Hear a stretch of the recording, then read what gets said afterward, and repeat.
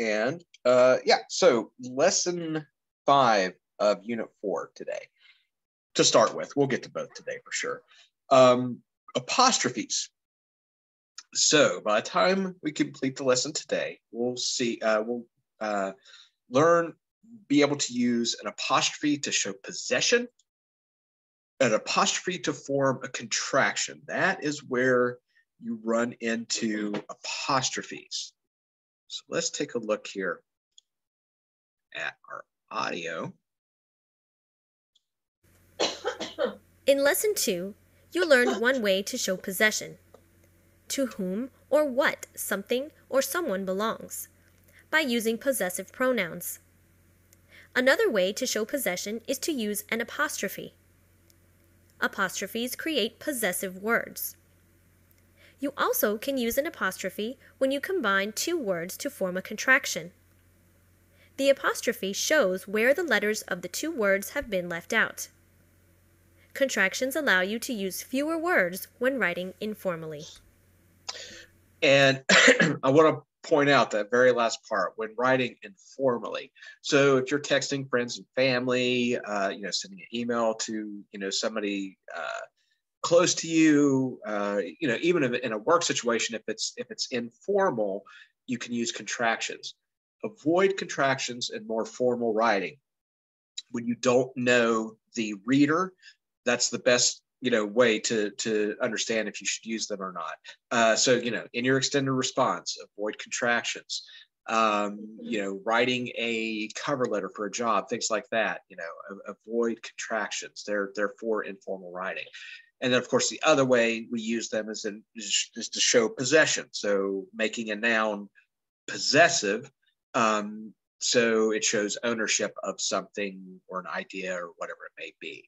So we'll look here, get an idea about those two ways we're going to use it. So in possessives, right, for a singular noun, use an apostrophe and add S. So just like it says, if you want to show that the child possesses a game, it's child's game. And you just apostrophe S. Here is where people have trouble. I see this a lot. I noticed a lot of students when I was in grad school, when I grade undergrad papers, they would do this.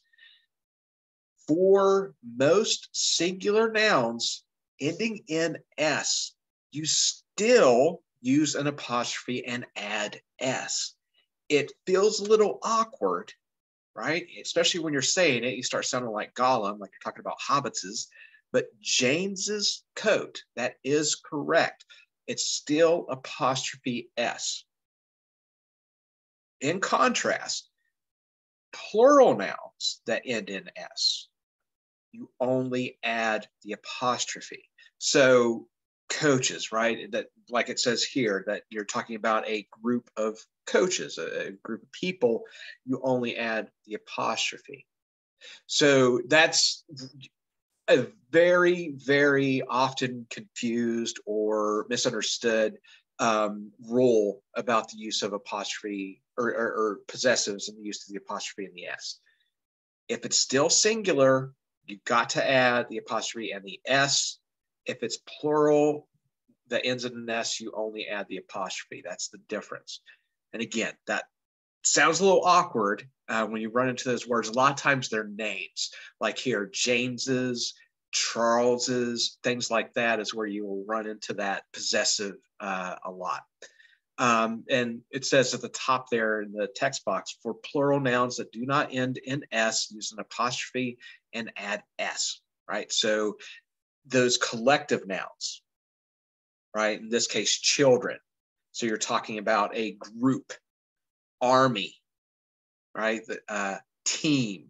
You treat those as singular, right? And you just add the apostrophe S because they're that kind of collective noun, the plural nouns that do not end in S. Secondly, contractions. Same thing. We're taking two words and we're making one out of it.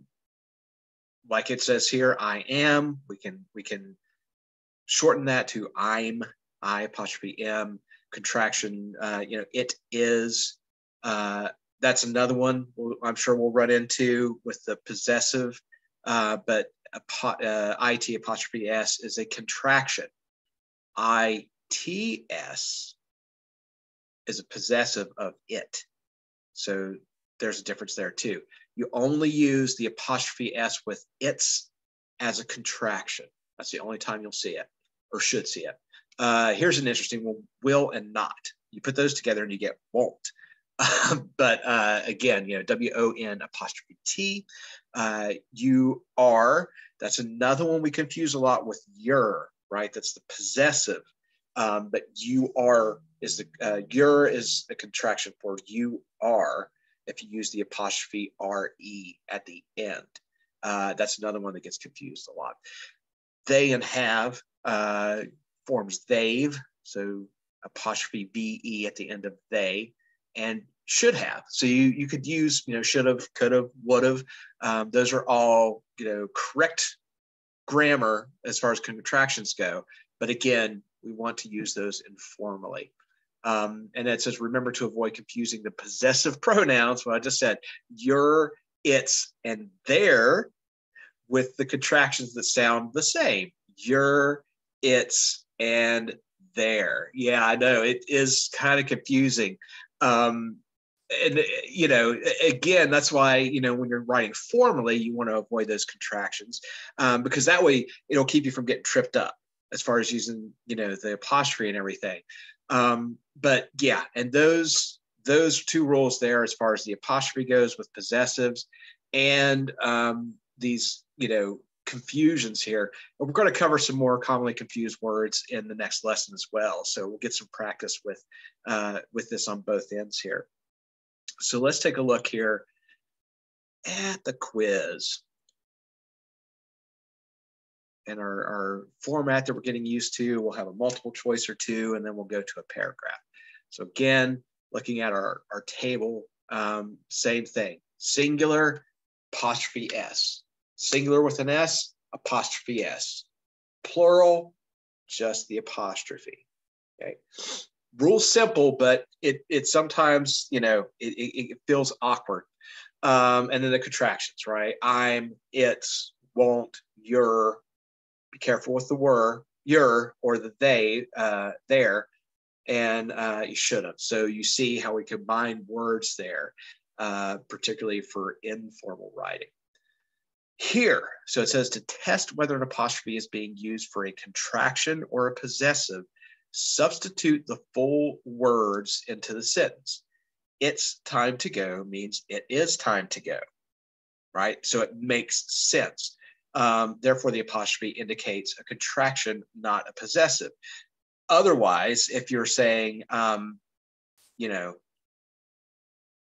talking about my cat or something, that's its food bowl, right? That's possessive. It's food bowl.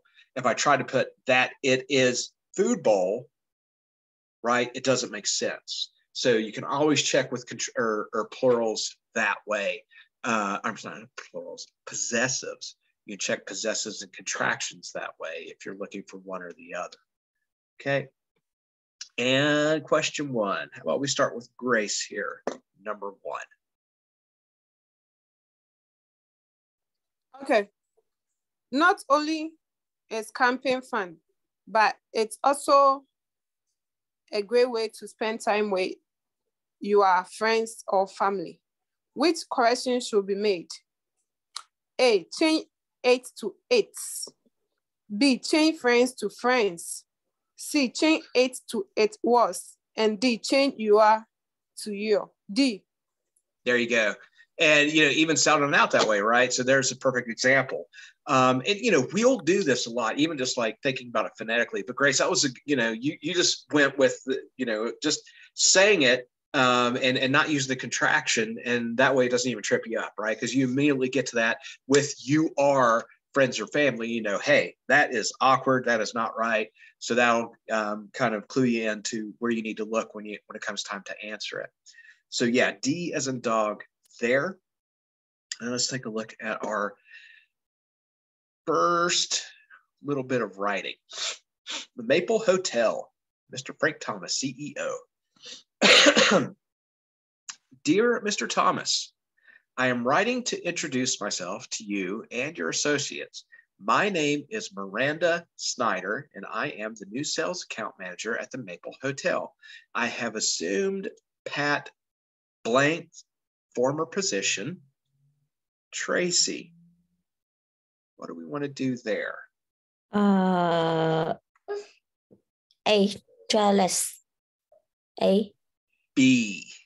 Yeah, Charles is. So that's that rule again. And, you know, it's going to look awkward, but to show possession with a noun or a proper noun that ends in S, we're still going to add that apostrophe S. So it's a little tongue twister, but it says, I have assumed Pat Charles's former position. Miss Charles is now our director of sales. I have learned from Miss Charles that your company often does business in the Louisville area and frequents our hotel on a regular basis. We thank you so much for your business. I now will be Thomas Building blank main sales correspondent. I'm looking forward to working with you. Christiana, what do we want to put here?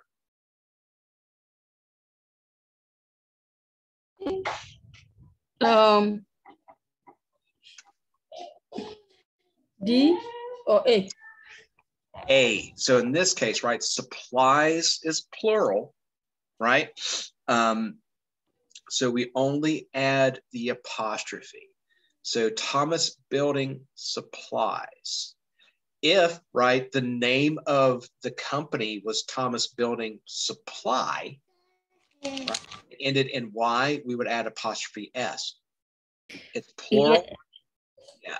So we add normally when the noun or the words before the possessive had S, so we just use comma. But how about the KD? We use S again. The first chalice former position. So if it's plural, right? So in this case, supplies, that's the plural form of supply. So yeah, we only put the apostrophe because that is a plural noun. Up here, right, Charles, even though it ends in the S, it's singular. We're talking about one thing. We're talking about one individual. So we put the apostrophe S at the end. So the overall rule, just kind of keep this in mind, doesn't matter what it ends in, right? If it's singular, apostrophe S.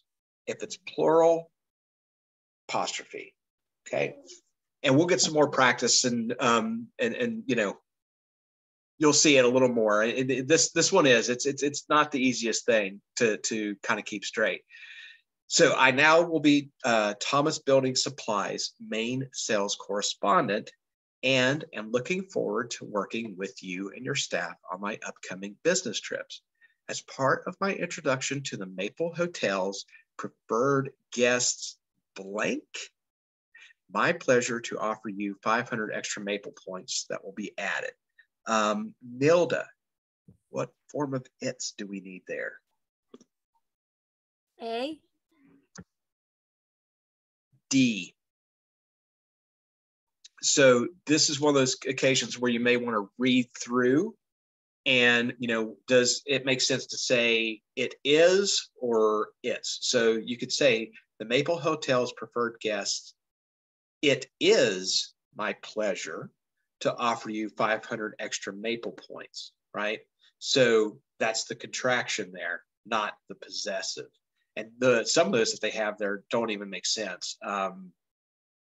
Like ITS apostrophe, I think that is like the plural possessive of the pronoun, but you're not going to see that very often. So it is, in this case, it is my pleasure to offer you 500 Maple points that will be added to your account upon your next stay with us.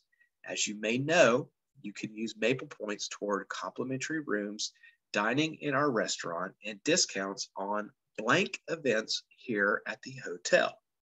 Grace, what do we want there? They're really throwing a good one here. B. B, yes. Right? Your is the possessive, right? We're talking about your company. In this case, your company's events. So company's events, singular. We add the apostrophe S to make to give that possessive form of the events, right? It's taking ownership of the events. Your company's events here at the hotel. I look forward to meeting you in person on your next visit. If I can be of assistance in any way, please do not hesitate to call. I have included my business card for your convenience. Thank you again for your continued business. Okay. So there's the answers. Charles's supplies. It's the contraction form. It is, and showing possession for your company. And that's another one there that we could have seen, you know, your our companies doesn't make sense, right? So if I said, and discounts on your our companies, we would know, wait, that doesn't work. So it can't be the contraction. That's going to eliminate that first option and the last option. And then we only have two to look at. And then we know singular, we're going to go with that answer B. Okay. So we'll submit here. All right, move over to the workbook.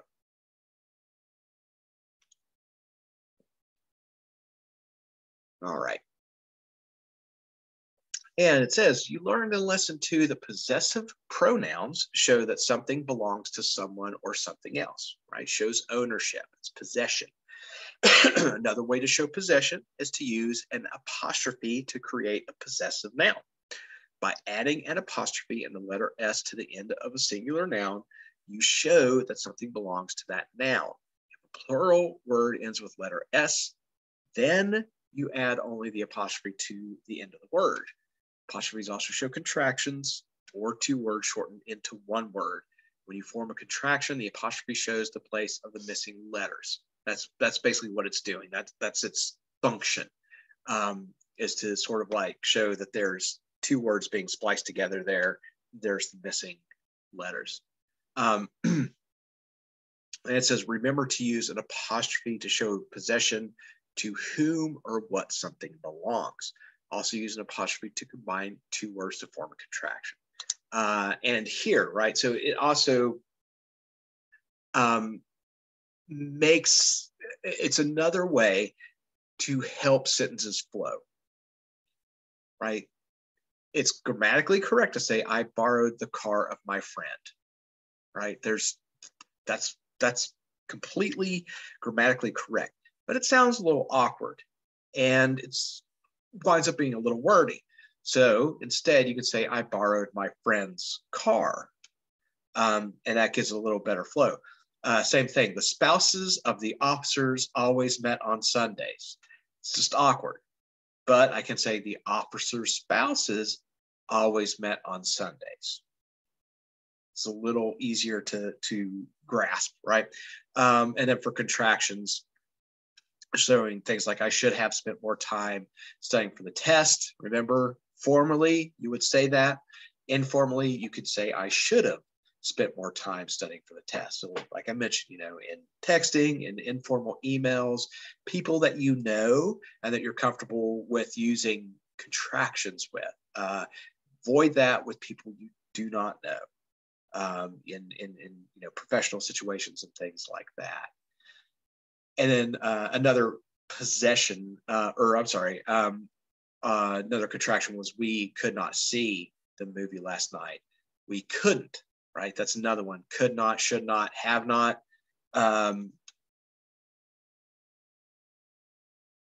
Or would not, right? That's another one. You notice that those words should, could, would have two different types of contractions you can use with them, either have or not.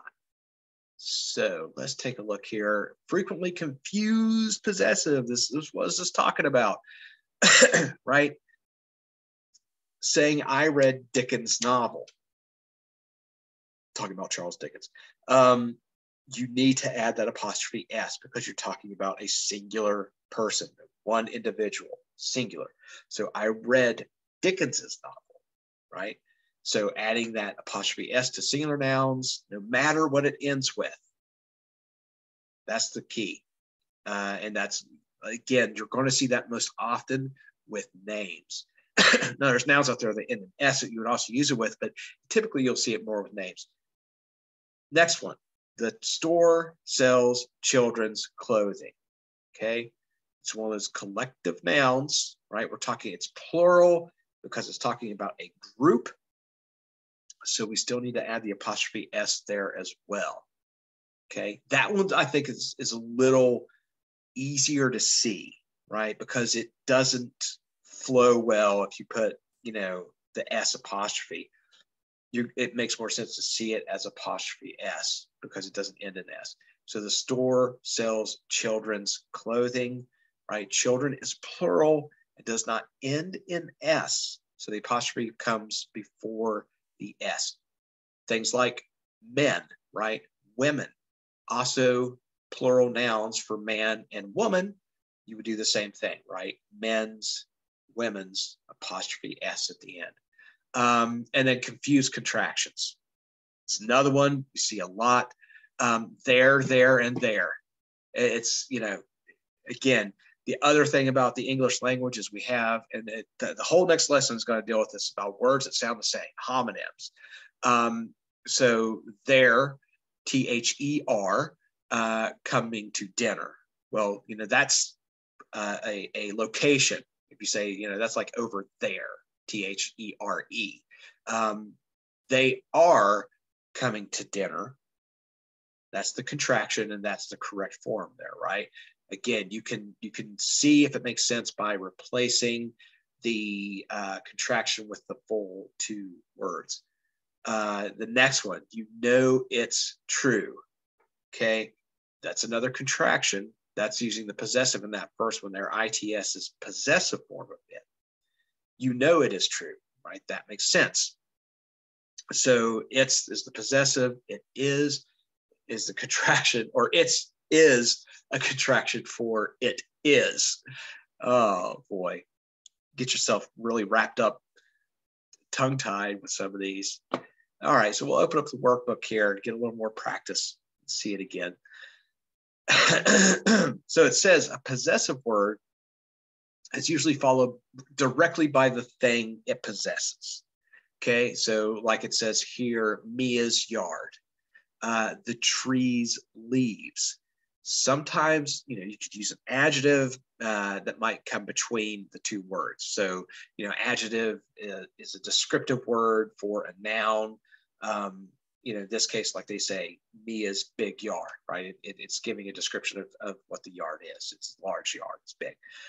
Same thing with the tree, right? The tree's wet leaves, describing the trees. But either way, it's going to be really close to the possessive noun is going to be really close to what it is taking possession of. You're not going to have the possessive noun at the beginning of the sentence and it's what it's taking possession of at the very end. They'll always be close together. So that's something else to keep in mind if you're looking for those sort of details to help you on contractions or possession. All right, now to the multiple choice here. Tracy, you want to try number 1 for us here? Yes. You should clean your car before it's your turn to try the carpool.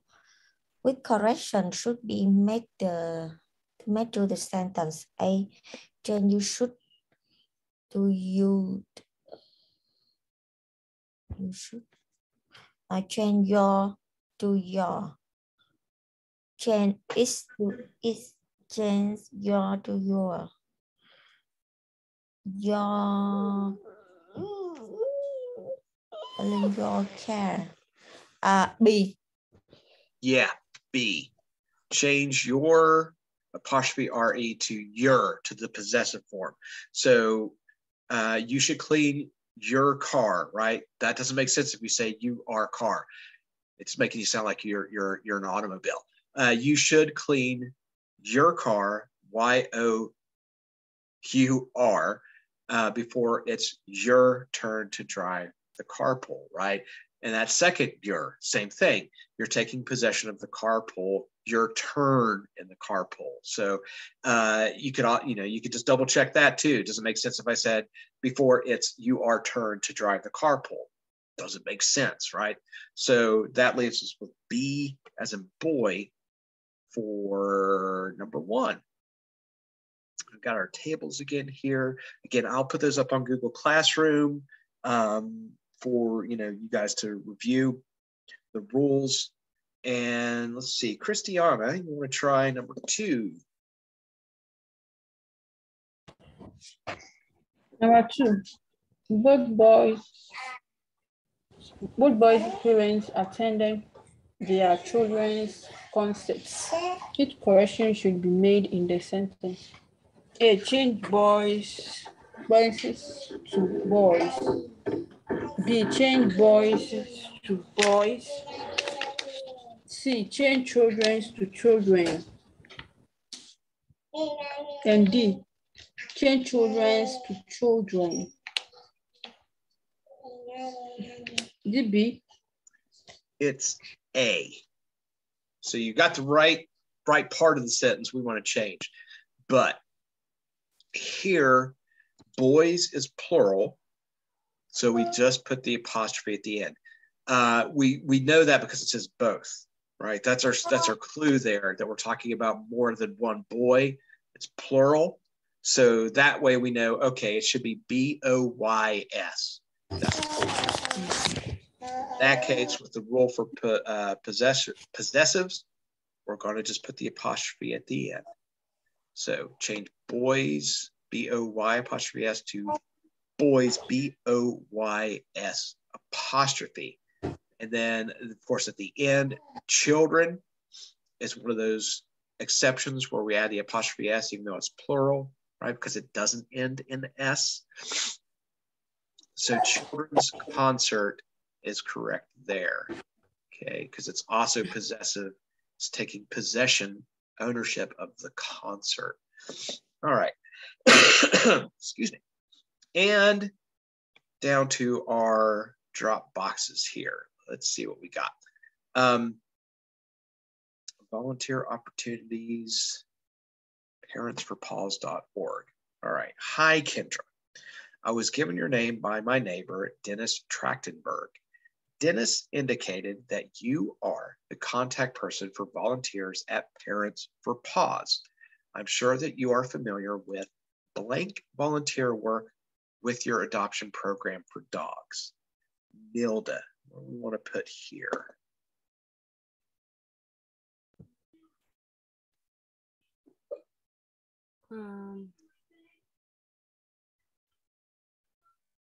B. D. So Dennis is singular. I'm sure that you are familiar with Dennis, right, and his volunteer work. So it's Dennis's volunteer work that we're discussing. Dennis is taking possession of the volunteer work. Even if it ends in S and it's singular, apostrophe S. Dennis's volunteer work with your adoption program for dogs. As you know, he walks dogs 2 evenings a week and takes them to Sunday's Riverfront Market so that potential new parents can see the dogs and play with them. I admire all of your blank efforts in the community and hope I can join your team.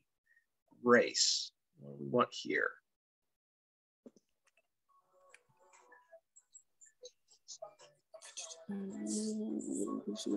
C. C. It's plural, right? Volunteers. We're talking about more than one volunteer. It ends in S.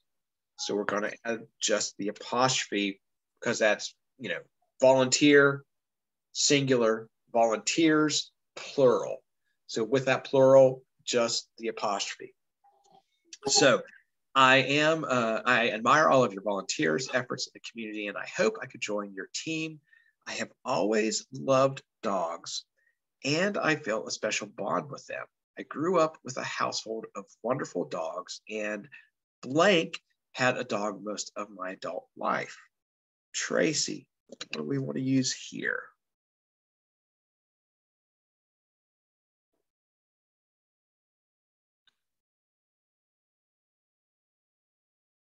Sorry, B.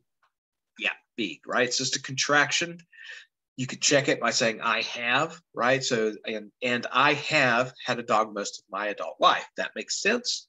So we know we're going to splice those two words together, I apostrophe VE. And I've had a dog most of my adult life.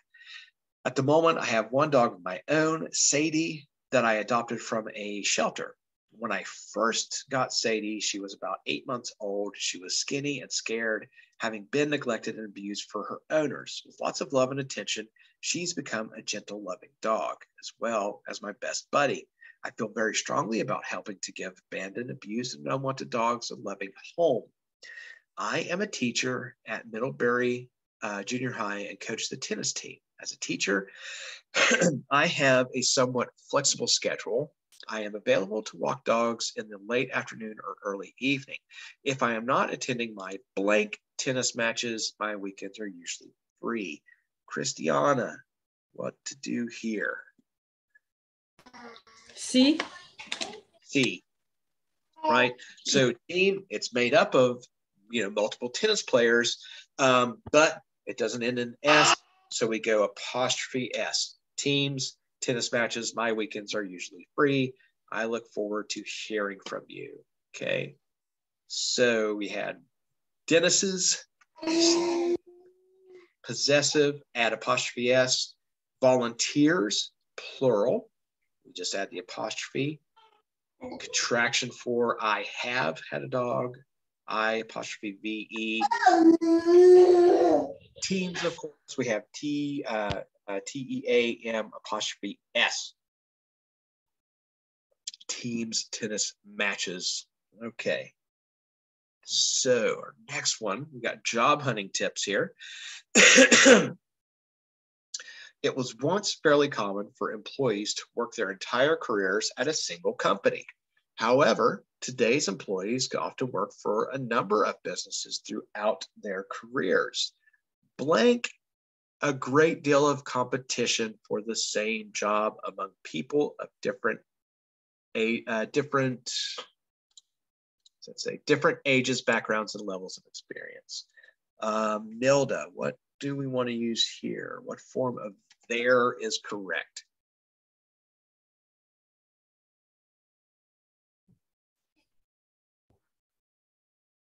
C. Yeah, there you go. Right, it's a contraction. So there is, you could say that, there is a great deal of competition for the same job among the people of different ages, backgrounds, so forth and so on. Yeah, so there's, given the intensity of the competition for high-paying jobs, blank important that job seekers do not fall prey to common job hunting mistakes. Grace, what do we want here? B. It is, right? That's another contraction. So it is. It's important that job seekers do not fall prey to common job hunting mistakes. Remember that the purpose of a good resume is to secure an interview. Job blank resumes should include contact information and a complete job history. Tracy, which one do we want here? Yeah. Job. Just C. Yeah, C, right? That's plural, just the apostrophe, right? Ends in S with the plural. So job hunters, talking about more than one. Job hunters' resumes, taking possession of the resumes, should include contact information and a complete job history. Job hunters also should be prepared to explain any gaps in their job history or frequent job changes. Resumes should feature language that is varied but specific. Active words such as delivered, prepared, organized, built, or managed provide the best description of work activities. After job seekers land an interview, they must sell their abilities to potential employers. They should prepare for the interview so that they appear informed about the blank history and ask intelligent questions. Christiana, what do we want for this one? About the company's history. So,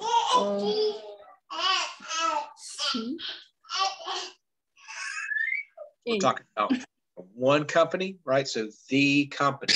There. So the company's history.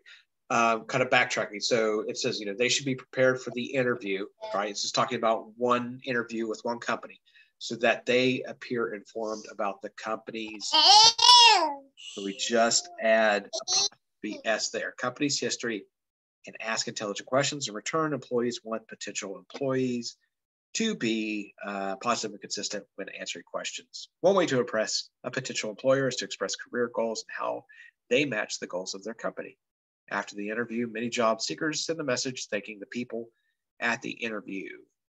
The message usually contains further information, so forth and so on. All right, there we go. So there is, for the first one, it is important that job seekers do not fall prey to common job mistakes. Hunters, plural possessive, so we just add the apostrophe. Company, singular, just talking about one company, so we add the apostrophe S. And it looks like the last one here for apostrophes. Keeping our grill clean. Grilling tips. Getting close to that time of year. We're going to start grilling. As summer approaches, blank time to start thinking about taking the grill out of storage. Nilda. A. Yeah, it is time to start thinking about taking the grill out of storage. I do not have a grill, and that depresses me. Calling some friends and having a cookout. However, before you fire up your grill, brush up on your grilling skills by observing a few simple tips. Clean the grill before and after you use it. Remaining food particles may become burnt onto the blank grid and can alter the flavors of the next meats or vegetables. Grace, what do we do here?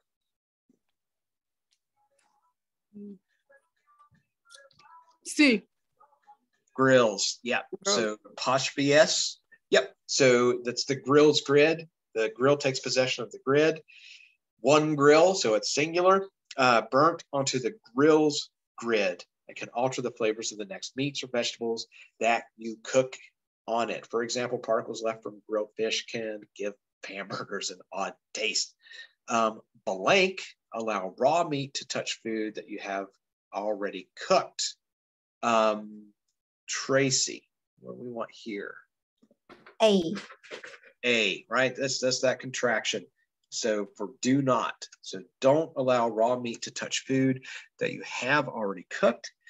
Keep uncooked and cooked meat on different plates or platters. Taking this precaution will prevent bacteria on the raw meat from contaminating the cooked food. Take the time to preheat the grill. This step will kill any bacteria on the grill and ensure you have reached the proper temperatures before you start cooking. Yeah, nailed it. It's kind of gross. Good grilling requires a hot grill, but not too hot. The right temperature is usually in the range of 325 to 400 degrees. A very high temperature can burn the outside of food while leaving the inside raw. On the other hand, if the temperature is too low, food will not sear properly and that should just be and become dry and bland. Well, no, I guess it could be can become, okay, and can become dry and bland. That's a little bit awkward, but that is correct. If you follow these tips, blank be able to cook a great meal on the grill and become the envy of other aspiring grill masters. Christiana, what do we want to say here? B. You'll. Yes, you will be able to cook a great meal on the grill and become the envy of other aspiring grill masters. From shrimp and fish to steaks and hamburgers, you're never far from a great meal when you fire up the grill. And that's the last one for the workbook. So contractions here, one possessive, so it is grills, right? That's the singular possessive for grill, and the rest were contractions. So do not, or contraction don't, you will, or contraction you'll. Okay. And any follow-up there for Apostrophes workbook or quiz? Everybody get all the answers. We'll move on to commonly confused words. Got a little scratchy throat today.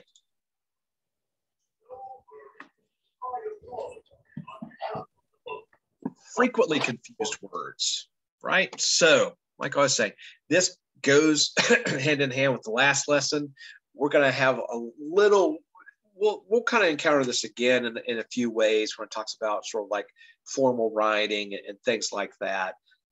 Sometimes we just get lazy when we talk, and that also kind of goes into confused words, more with confused phrases, but we'll talk about those a little bit later as well. But here, by the time we complete this lesson, you'll be able to identify and define homonyms and use homonyms and frequently confused words correctly. But we'll take a look here.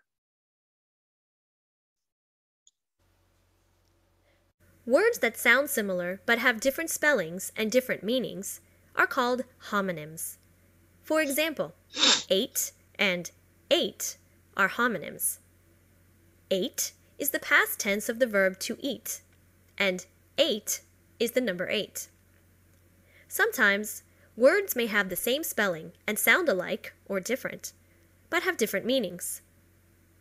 For example, the noun wind, meaning air that is blowing, and the verb wind, meaning coil around or curve. Furthermore, some words that look similar are often confused, such as lose and loose. So there's a whole range there when it comes to homonyms.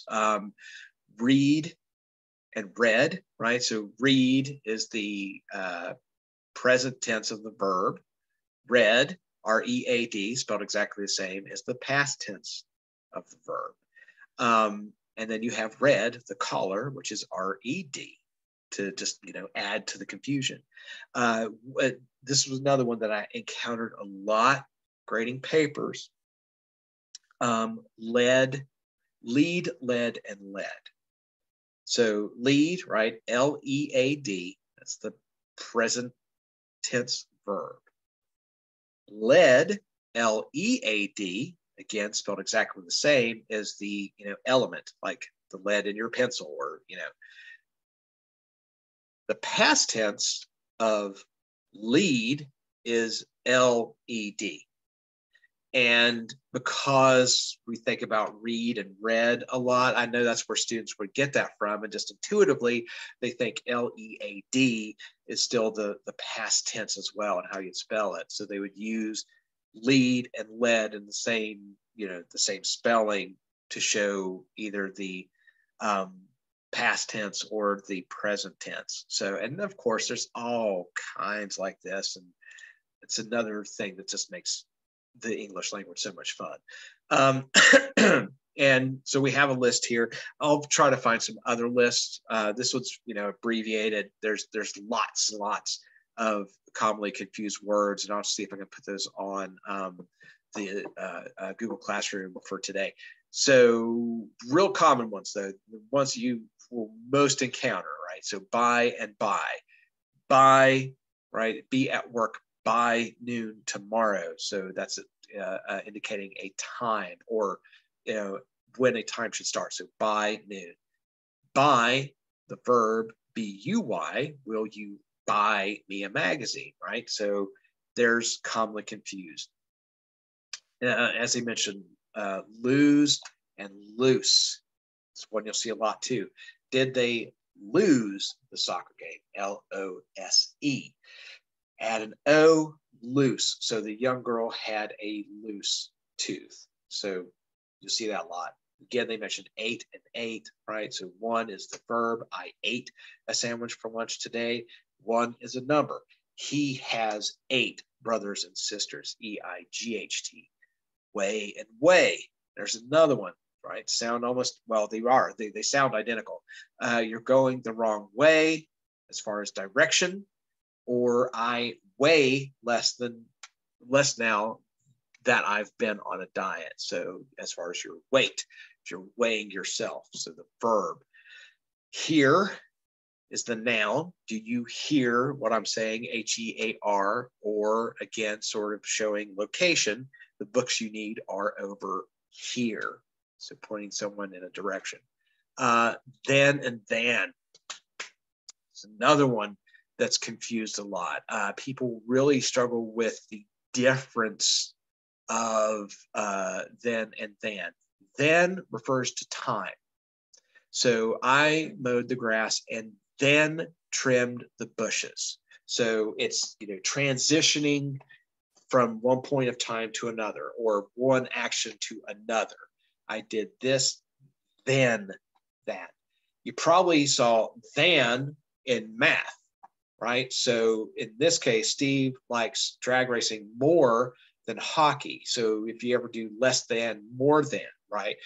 In math and things like that. So it's showing a distinction between quantities, basically, or in this case, that you like something more than something else, but pretty much a ratio or a quantity, and that is signaling a difference between the two.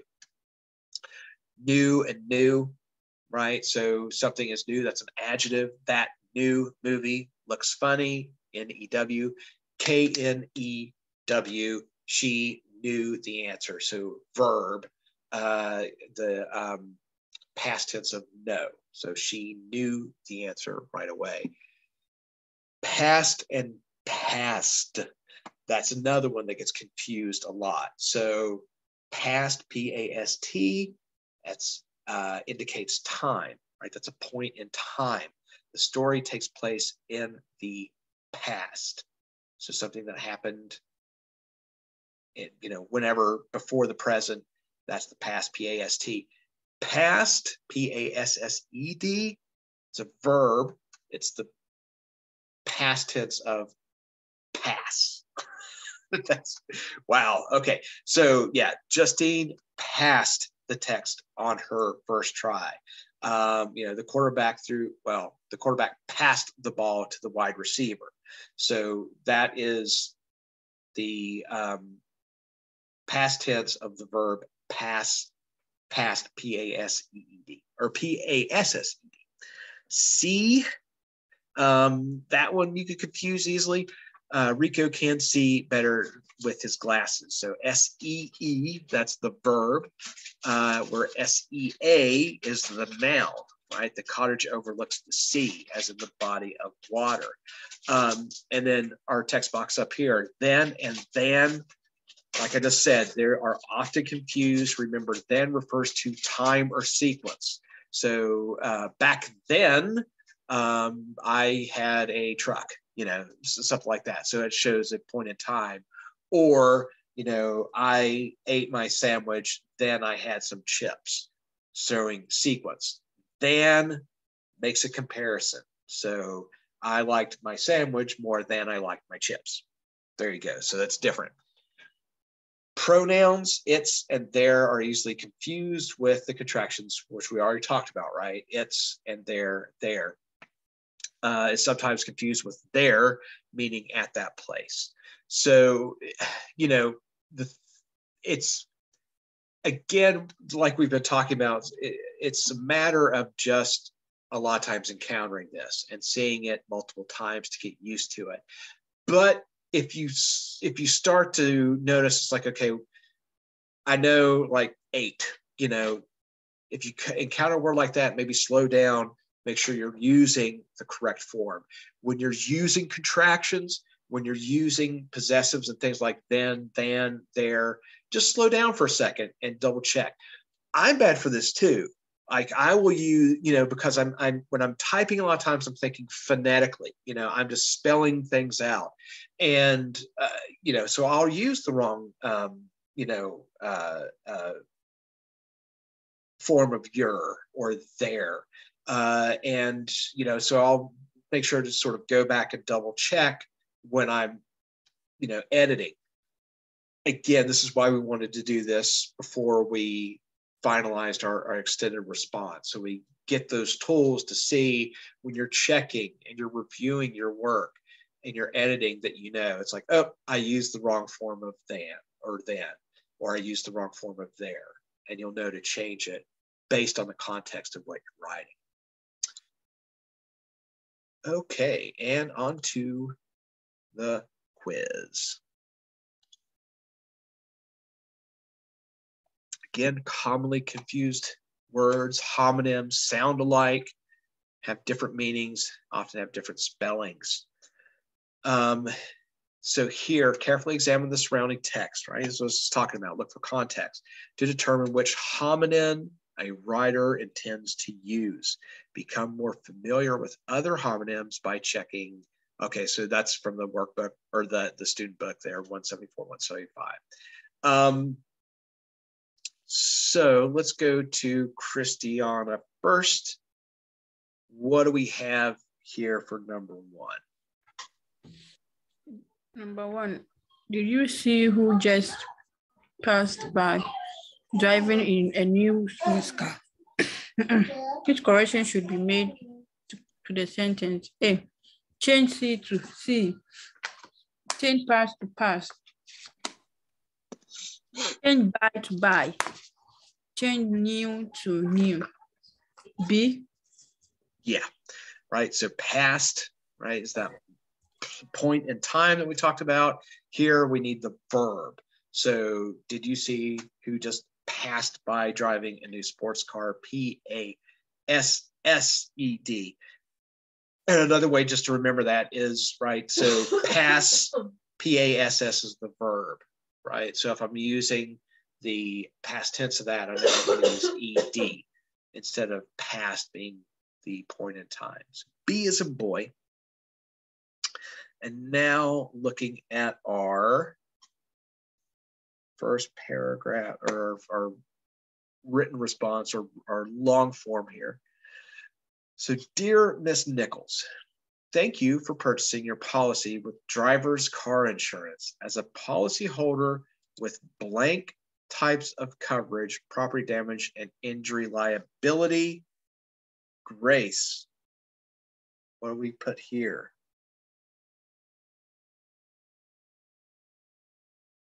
Oh, C. 2, right? As in the number 2, T-W-O. The other ones, of course, that's another one, right? That wasn't in the list that you run into a lot. 2, T-O, T-O-O, which is talking about an amount, right? There's like too many leaves on my porch, something like that.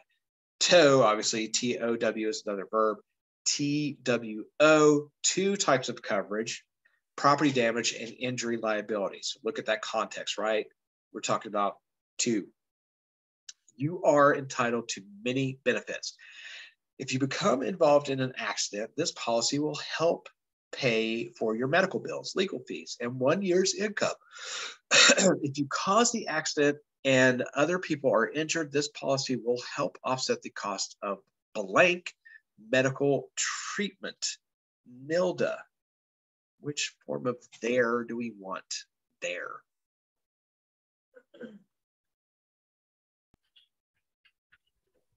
D. Did you say D? Yeah. Yes, D is in dog. T-H-E-I-R, right, is the possessive.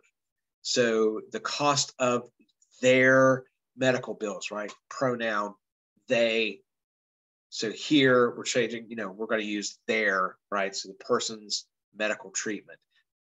Their, see, I don't think that's a word. Thair. I've never heard that before. I'm sure maybe there's some definition of that. They are is a contraction, so you can eliminate that. The ones you really get tricky with here when it comes to things like there is making sure that you use the right form, you know, once you've eliminated the contraction. So obviously they are medical treatment doesn't work in that situation, so we can eliminate the contraction. We also want to make sure that we use the right spelling. So Their, their medical treatment. Also, the policy will help pay to repair their vehicles. There's another little context clue, right? Because they use it in the next sentence. To repair their vehicles or other property that was damaged in the accident.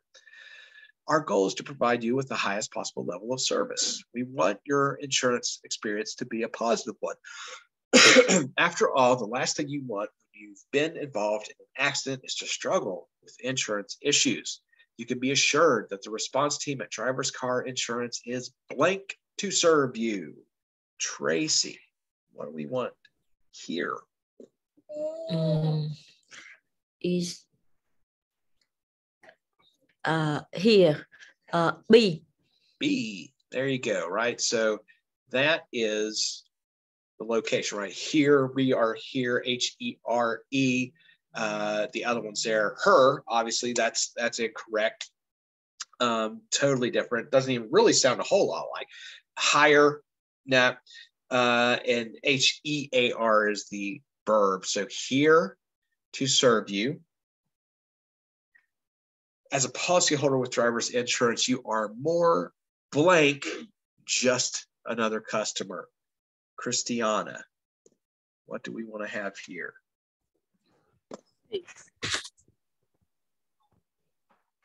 Done. C. C, than. Yeah. Yep. So you are more than just a customer, right? Showing a difference in quantity or quality. So more than just another customer.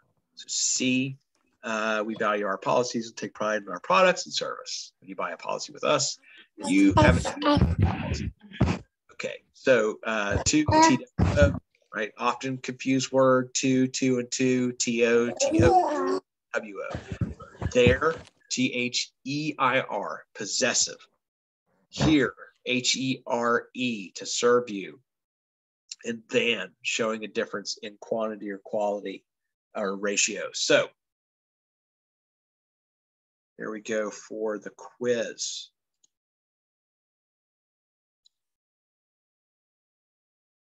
Okay. And workbook. Here we go, workbook. And that says here, as you learned in lesson 5, right? The one we just did. Some words sound the same, but have different spelling and meanings. These words are called homonyms. For example, new is the past tense of know, and new means unused or recently created or purchased. A lot of times they're, you know, not always, but there'll even be different parts of speech, right? One may be a verb, one's a noun, it might be an adjective, you know, or a verb. So that's another way to look for them. Other words may have the same spelling, but have different meanings and may or may not have different pronunciations. The word bat, for example, may refer to a flying animal or a stick for hitting a baseball. Finally, it could also be a verb. You can bat something away, right? So finally, some words may sound almost the same, but are spelled differently and have different meanings. Here they say accept and accept.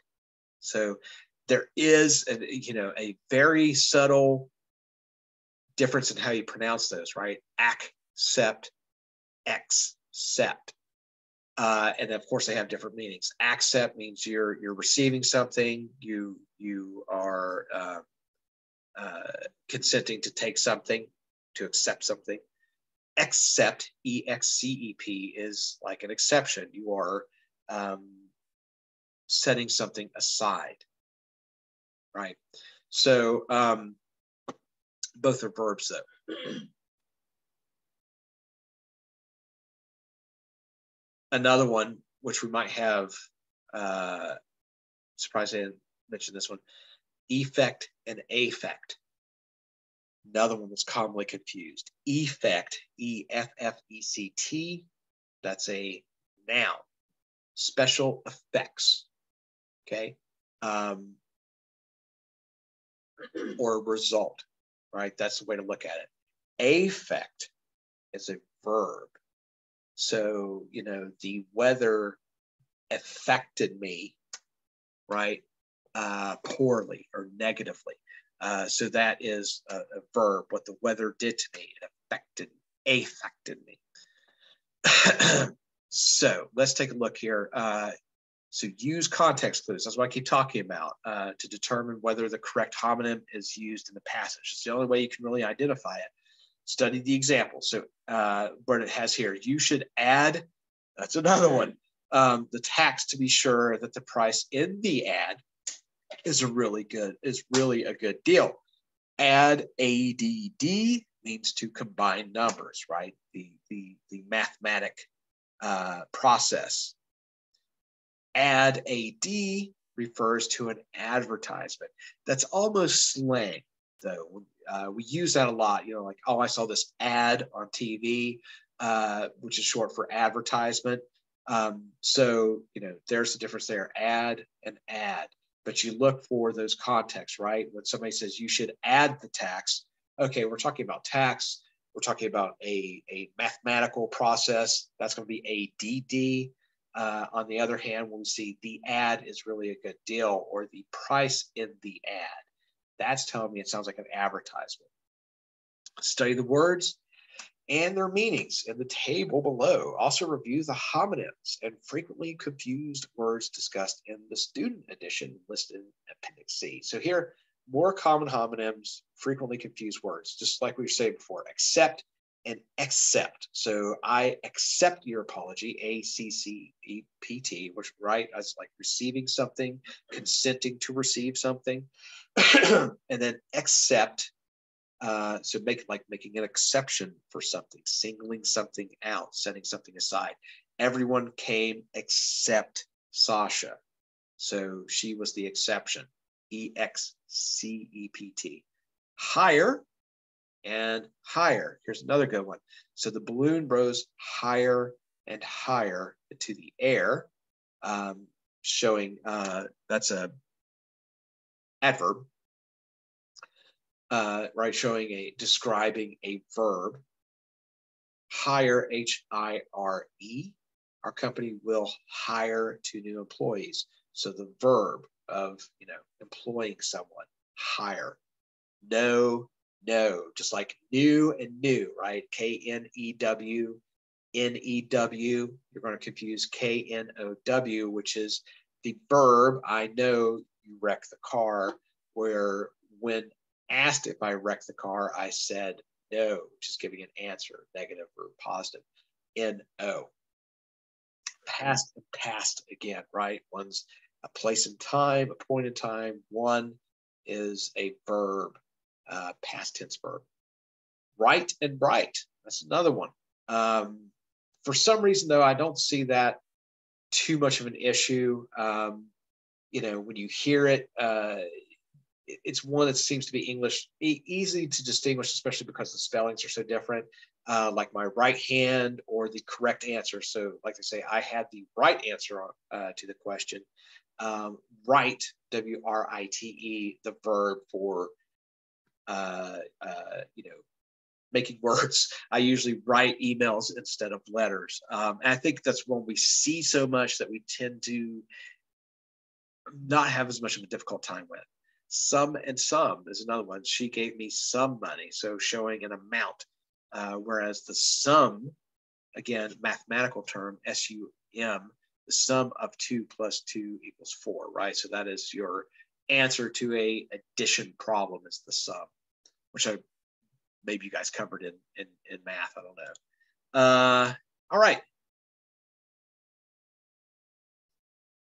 So number 1, let's go to Grace here. Oh, wait, let's take a look here. What does it say? So it says, as you read Use clues from the passage to determine whether the correct word has been chosen and that its meaning is clear. If necessary, study the spellings and definitions of common homonyms. Again, you know, sometimes it's just the amount that you encounter them. So sort of look for them if you're reading and do your best to distinguish them. Now, we'll go to Grace here. What do we have for number 1?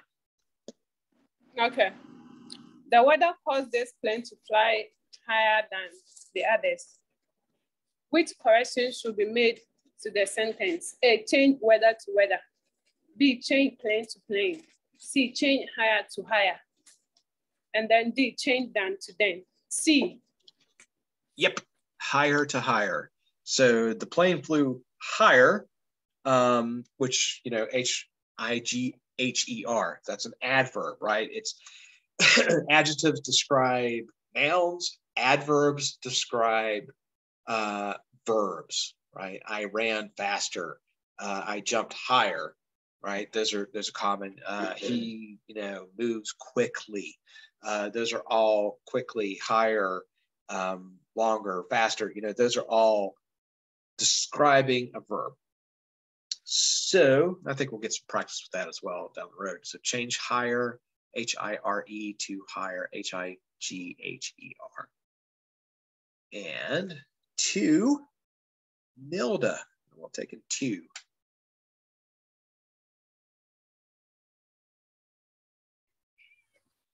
Yes, I didn't know where to look for the watch I lose. A, change no to no.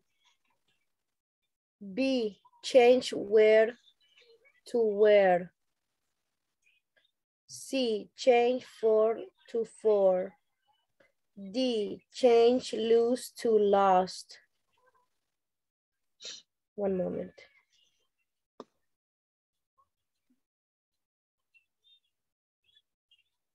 D? Yeah, right. So loose, right? If you loosen something, you could lose your watch if you loosen it from your wrist, but lost is what we're looking for, right? So I didn't know where to look for the watch I lost. So that's the verb we want there. Those are both verbs, or can be. It can also be an adverb, how loose something is. But here, lost is the correct choice. Those, again, you know, you could see it sounds kind of awkward to say, I didn't know where to look for the watch I loosed. So we're going to put lost there. D as in dog. Okay, now down to our drop down boxes. Okay. I read the latest issue of Cooking with Flair magazine and was surprised by your article on Mexican food. I think the author, like many people, has the wrong idea about Mexican food. When many people think of Mexican food, the fast food and chain restaurants across the United States come blank. Tracy, what do we want to use here? Come to my D, to mind. Yeah. So that was a tricky one too, and that's another one you might confuse. But we're talking about someone, you know, basically what's happening in your brain, right? To mind, to remember something, to bring something up. So to recall. Those are, you know, ways to think about. To mind would be possessive. If I say something is mine. To mind, M-I-N-E-D, that would be a verb. That would be the past tense of mine, as in to dig, you know, for coal or something like that. And then same thing, you know, T-O-O would be incorrect. T-W-O, to mind, that doesn't even make any sense at all. That's nonsensical. So that leaves D, to mind. Much of the food served at these restaurants is not authentic Mexican food. In fact, most restaurants have changed Mexican recipes or invented new ones to fit tastes north of the border. These restaurants serve a type of food that is really Tex-Mex, a term that applies blank dishes served in the restaurants that are typically called Mexican here in the United States. Christiana, what do we want here? Two. There you go, T-O. Term that applies to dishes. So preposition there, 2 dishes served in the restaurants that are typically called Mexican here in the United States. Today, people who eat at Tex-Mex restaurants will find many dishes that appear to be Mexican, but do not come from Mexico. Dishes such as chili con carne, chili with blank, got like hair or something on me here. Grace, what do we want to do here? C. Meat. Yeah, so that's another one. We see now it gets a little crazy. There's a lot of words out there, a lot of homonyms. M-E-A-D, that's mead. That's like a alcoholic beverage made with honey. Or notebooks. I think Mead is the company that makes a lot of notebook paper products for students. M-E-E-T is to meet somebody at a location. M-E-A-T is what we're talking about here, like a protein. And then meet, M-E-T-E, I think it's like to meet out something, like to measure something. So meat, chili con queso. Nachos are Tex-Mex dishes and not authentically Mexican. These dishes may have a distant connection to Mexican cuisine, but they are more or less regional recipes from the southwestern United States. It would be nice to blank an article that discusses real Mexican food. Nilda, what do we want here? B.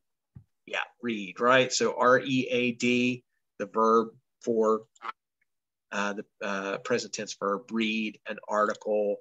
R-E-E-D is like a plant, like a aquatic plant, reed in the pond. I don't know if R-E-D-E is a word. I'll have to look at that. Read, of course, is the caller. So it would be nice to read an article that discusses real Mexican food. I expect a high level of journalism from your magazine. If you want to write about Tex-Mex food, fine. However, you should call this type of food what it is and not confuse Tex-Mex with authentic Mexican cuisine. Good day to you, sir. Okay, so to mind, right, for the first one there. Then 2, so we're dealing with 2, 2, and 2 several times here. Meet and read. So good job on those. Again, we didn't see those and I'll see if I can find a little more of a,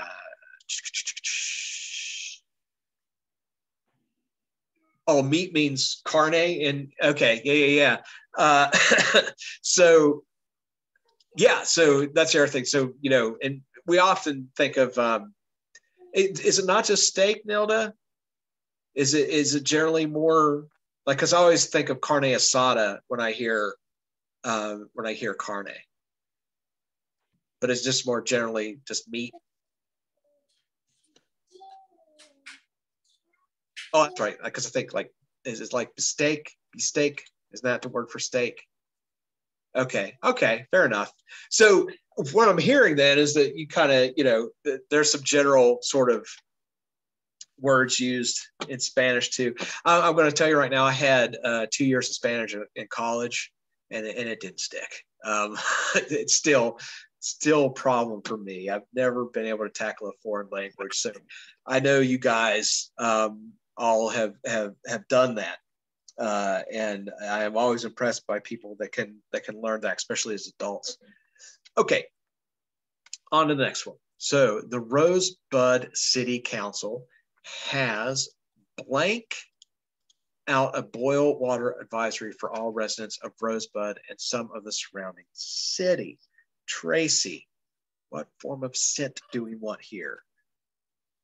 Just twilight. Scent. See? So, yeah, that's the correct verb still. You just had the wrong tense. So S-E-N-T would be the present tense.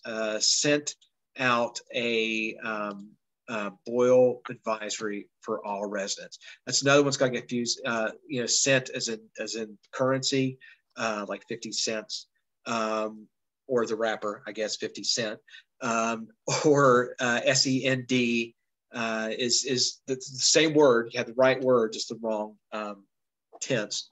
And then scent, SCENT, you know, something it's a smell, right, or a scent of something. So sent out a boil water advisory for all residents of Rosebud and some of the surrounding cities. The advisory will be in blank until water samples tested through the state laboratory. And there's that one I was talking about earlier.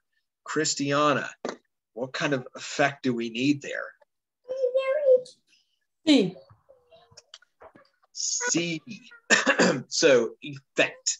The noun. So it's going to be in effect until water samples tested. Through the state laboratory, come back negative for bacteria. This advisory has been issued because high levels of several types of bacteria have been identified in the city water supply. In response to the situation, city officials have added chlorine to the water. However, in the interest of safety, residents, particularly those whose ages are below 15 and above 65, should blank to consume the water until the Department of Environmental Protection determine whether it's safe to drink. Grace, what do we want to use here? B. B, yeah, wait, W-A-I-T, to consume the water.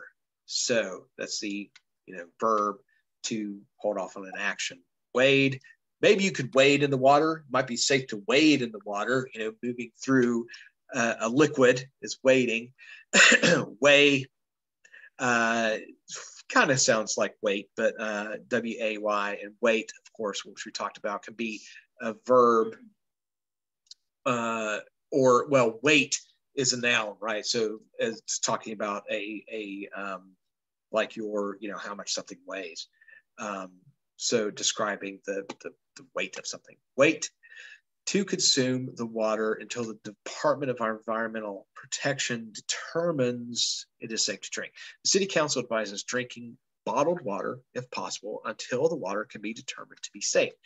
If it is necessary to consume water from your tap, the water should first be brought to a rolling boil for 1 minute. This action should kill harmful bacteria. Water can then be cooled and consumed. We ask all of our citizens to remember that safe water cannot always be identified by blank or smell. Nilda, what do we want here?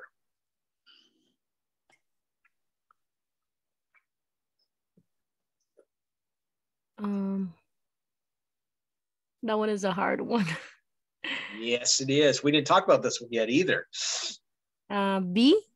Yeah, good job. So sight, S-I-G-H-T. So using your vision, right? Sight or smell. S-I-T-E is a location. So you think of a construction site. That's commonly where you see it.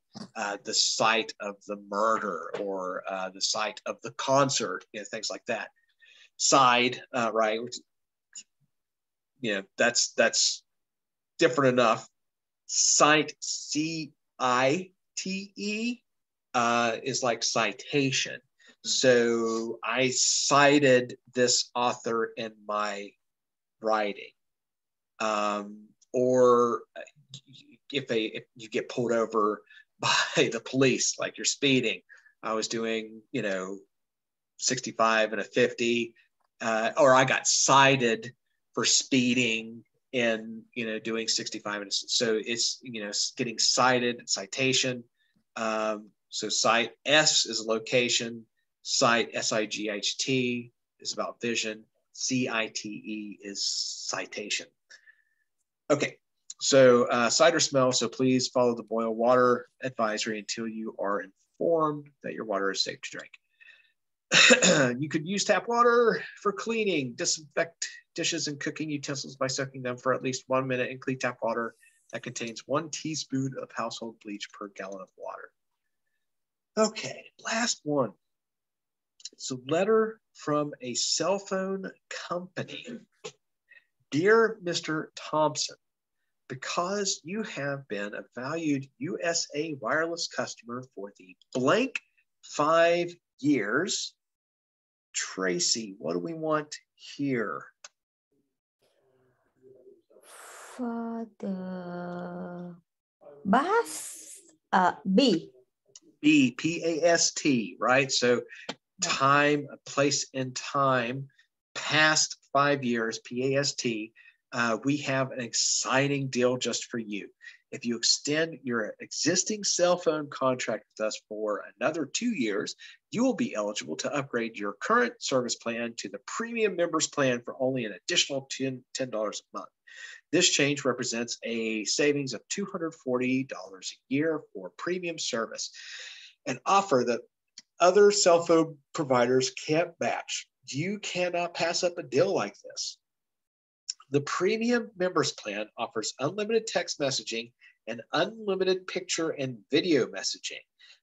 In addition, if you extend your contract with us within blank days of the date of this letter, you'll also receive unlimited international calls. What do we want here, Christiana? What form of 8? For the 8 years, so 8 days, so D. Yeah, right, that's the number. 8 days, excuse me, man, days of the date of this letter. You also will receive unlimited international calls for only 5 cents a minute for the first year of your new contract. For the second year of your contract, you will return to the standard international calling rate of 15 cents a minute. If you ever wanted more from your cell phone without spending extra money to get premium services, now is the time to get the premium members plan for a fraction of blank usual cost.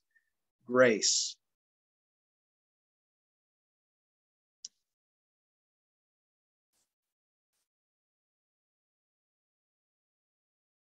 Ah, Grace is gone. What happened to Grace? She disappeared on us. Nilda, you want to give this one a try?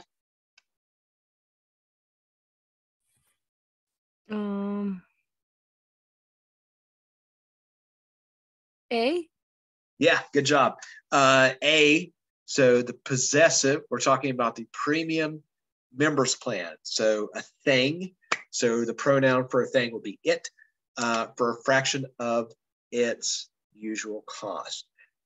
Using that possessive form of it. Remember, there's no apostrophe there for that, for the singular pronoun. So its usual cost. Simply call 1-888-555-0095 or blank us an email to let us know that you want to extend your contract. Tracy, what do we want to do here? Yes. Right. C. There you go. So like I was mentioning, man, you guys did really well on this one. So W-R-I-T-E, right? So as in writing, scribing something. So write us an email. All right, nice job. So everybody except Grace, who disappeared on us, everybody get all the answers there. We all good?